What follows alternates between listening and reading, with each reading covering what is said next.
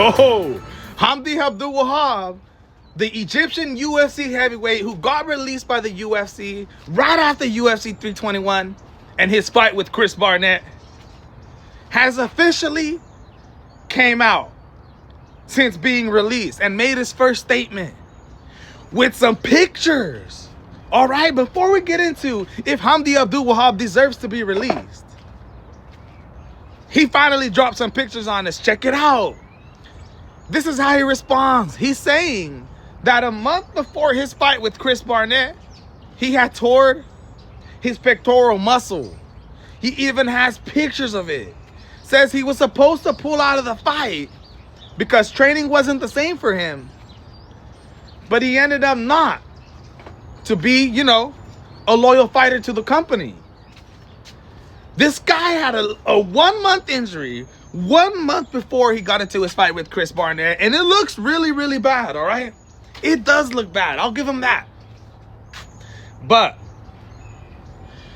Hamdy Abdelwahab has had a controversial career, right? What did we say right when the Hamdy Abdelwahab versus Chris Barnett fight ended? What did we say? How did we react?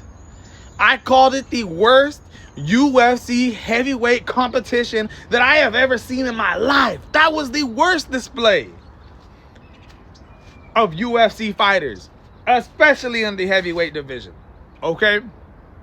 Now, I don't believe that's the only reason why Dana White released him. He got the win over Chris Barnett. We said, what is Chris Barnett doing in the UFC? I thought they would have released him before they released Hamdy. All right? But Hamdy definitely has been real controversial. He's failed 2 drug tests since he's been in the UFC, right? He made his debut back in 2022 when he fought Don'Tale Mayes. Beat him, but the fight was overturned, if you guys don't remember, to a no contest. Why? That's when Hamdy Abdelwahab failed his drug test that got him suspended for 2 years. Supposedly he had some type of steroid in his body that he was injecting. Okay, I believe the name was methadone or something like that, my friends. But he was busted and got suspended for 2 years. Now check it out. He didn't compete until 2025, which is weird because he was supposed to come back 2024. Well, guess what? In 2024, before he had even came back to the UFC to make his debut once again, he failed another drug test for testosterone. Okay? Exogenous testosterone. Hamdy Abdelwahab only had 1 fight from the UFC since 2022, and all the way to 2025 has been failing steroid drug tests. All right? He came into the UFC with a record of 3-0. Had this hype behind him, was a Greco-Roman Egyptian wrestler, the first fighter to ever come out of Egypt. So I understand for marketing reasons, especially with a record of 3-0. And most of those fights were bare-knuckle boxing fights. Dana White decided to sign him. In sake for marketing reasons, first fighter from Egypt, I totally understand it. All right? But Hamdy Abdelwahab, since then, fought against Jamal Pose, right? Couldn't went either way.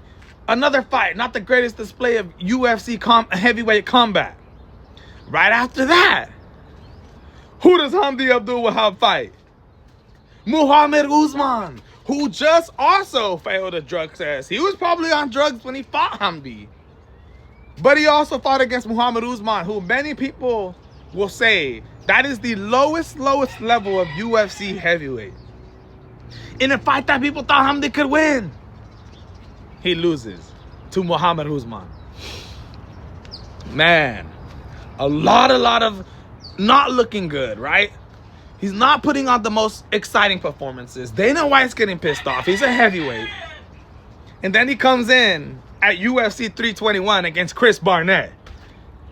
And honestly, put on one of the most silliest heavyweight fights that I have ever seen. He was dominating, don't get me wrong. At times, I thought he was going to have Chris Barnett out. But at times, it looked like 2 bears who were completely gassed out and had no skills at all. Hamdy in my opinion, did not try to finish that fight with everything he had. But he drops those pictures on us. And he says that he broke his hand in round 1 because of the tear that he has in his muscle. Now, whether that's true, that is the reason why Hamdy Abdelwahab was saying that he wasn't able to finish Chris Barnett, because he decided to come into this fight with an injury and not pull out. Because honestly, if he pulls out of that fight, they probably would have released him anyways.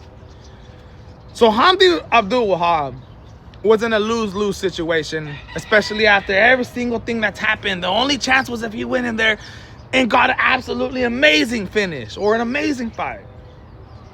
Now, I know a lot about Hamdy Abdelwahab, man. You know, when I was interviewing fighters, we took a little break on that. But when I was doing that, he was actually the first UFC fighter to ever respond to me and actually give me an interview. Now, the day of the interview, I'm texting him. He's replying to me, yeah, bro, I'll be ready at 2 o'clock. Yeah, I'll be ready. I text him 2 hours before. He's like, yeah, I'll be ready. And then an hour before, I'm like, all right, man, I'm about to go on live right now. You can go ahead and tune in at this time. He stops responding. Hamdy Abdelwahab never joined me live. I was live waiting for him, telling my people, yo, Hamdy Abdelwahab's about to join us right now, any minute now. And he never joined us, dude. He never even responded. That was the last time that I ever spoke to Hamdy Abdelwahab. He gave me his word. And I was on live waiting for him with people watching. And then he did that to me. I said, you know what, man? I'm not going to hit this guy up no more. I'm not going to text this guy no more. And woo, what a journey has been for Hamdy, man. I mean, look at us now. Hamdy Abdelwahab, did you deserve to be released by the UFC? In my opinion, he did. That is absolutely some of the lowest level heavyweight competitors that we have seen in the UFC. Now, I understand Chris Barnett should have also been released. If you're mad about that, I understand. But Hamdy, it's been poor business for you. You've been failing drug tests, cheating for the last 3 years.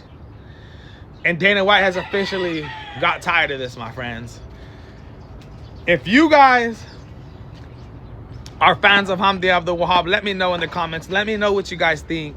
And also, if you guys think that this is the right decision by Dana White to release a fighter like Hamdy Abdelwahab, right, who's coming off a win.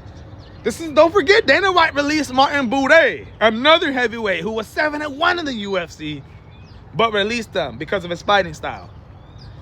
The UFC game is tough, man. And if you out here failing drug tests and putting on poor performances, see you later, Hamdy.